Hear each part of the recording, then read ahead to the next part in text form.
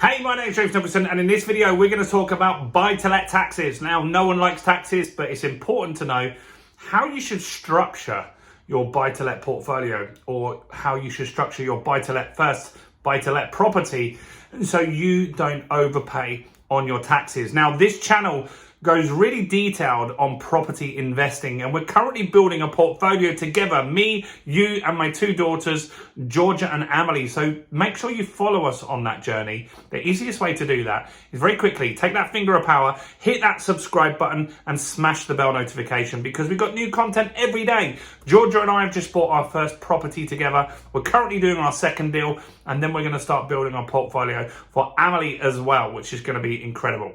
Now, taxes. Who likes them? I don't, you don't, but they're a necessary evil, right? And so we can structure our property portfolio so we don't have to pay as much taxes as we maybe if we don't do it in the right way. Now, we, for many, many years as investors, so I've been investing since 1999, and initially we bought all our properties in our personal name. I've got the majority of my portfolio is in my personal name. Now, here's a problem with that. The problem that you have is you now need to pay tax dependent on your personal tax ratio. So you might be a 20% taxpayer, or you might be a 40% plus taxpayer. Now, initially, before the Section 24 rules came into play, we were able to claim a lot of stuff as expenses. And the biggest expense that we had was mortgage interest. You see, as a buy-to-let investor, you're going to buy your properties on an interest-only mortgage, right? So you might have a property that you get 100 grand mortgage on, and you might pay £200 a month as the interest. Now, you initially were able to claim that back as an expense, meaning that if you, for example, were to get 500 for your rent, and your payment on your mortgage was 200, then you would only pay tax on the 300 profit that you got there, right? So you would only pay your 20%, your 40% tax on this 300. Now, the Section 24 rules came into place, and they took away the ability to write off the interest payments as a tax deductible.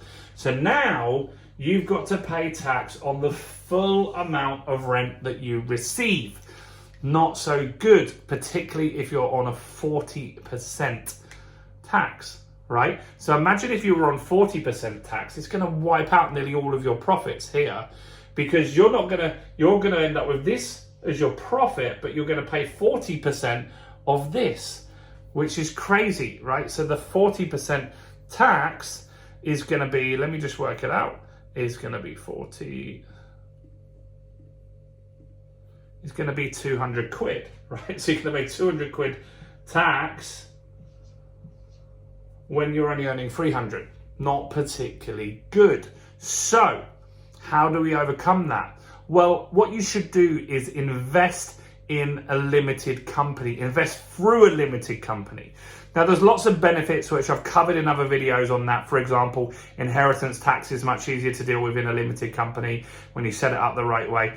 But when you have a limited company, a company will pay tax currently at the time of recording this at 19%, right? So it's 19% tax through a company. Now, what that means is that you're going to keep a lot more of that rent in your pocket. You're also able in a limited company to write off tons of things through expenses. And so I want to go through that. Now, you're only paying 19% tax on profit, right? I hope that makes sense, on your profit. Now, what if you could reduce your profit by spending on certain things that you need to run your property business?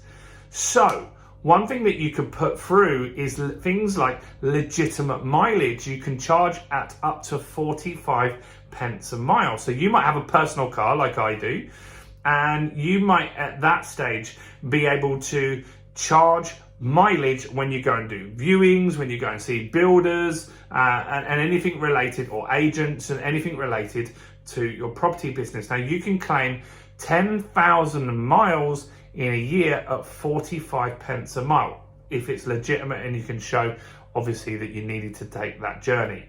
Now that is really good because that is going to reduce your profits, right? So that's what we want to reduce. Now, what about a mobile phone? Maybe you use a mobile phone to book plumbers, to do all sorts of things. And so you can legitimately put your mobile phone bill into your limited company, get the company to pay for it. That's going to reduce your bill, your corporation tax bill significantly here as well. Other things that you might have to pay from time to time are things like council tax, right? Maybe you've got to pay the council tax because you've got a void, or maybe you run an HMO, a house of multiple occupancy. So you have council tax bills and you can knock that off your profit. You can knock off the water rates off the profit if you need to have water rates in there. You can knock off gas and electric and other costs of doing stuff is really, really important. Now, you can also, when you do renovations, so we're currently doing a renovation in our Doncaster house, and that costs, all the materials, all the labor, everything gets knocked off our profit. So just that one property in Doncaster won't make any profit this year, which is fine because we're going to carry over the loss. So we've spent 15 grand on doing it up, but we're actually going to get the money back because we'll earn in rent, and we'll get a mortgage on there, which will give us money that we can use on other deals, right? And so you can put tons of things through your business. Maybe you need some clothes or work clothes to do that. Maybe you can, maybe you need like lunches and stuff like that. So there's tons of things that you can legitimately put through. Maybe you're marketing the business. Maybe you need to run some Facebook ads or do some YouTube stuff. This stuff that you need to run your property business is going to significantly reduce the profits that you make. Now, 19% is where we're at now. It's going to go up to between 19 and 25% next year, which is fine too. Right, and it's on a sliding scale. So a lot of, when you start out, the profits that you make will be obviously lower. So you're going to pay the lower end of the tax bracket anyway. So when you're investing in buy-to-let, how you keep your tax bill down is to do it through a limited company. That's the message from today's video. I hope that makes sense. Do smash the like button on this video. Comment with any questions you've got below, guys. And join us in our Facebook group. We've got a new group called the Property Accelerator, and in that group we want to get to know you, meet up with other investors, meet up with other property people, and just learn some stuff along the way. But you need to invest through a limited company if you want to keep your costs down significantly. That's it from me. I'm James Nicholson. Go and check out this video, and I'll see you guys soon. Bye for now.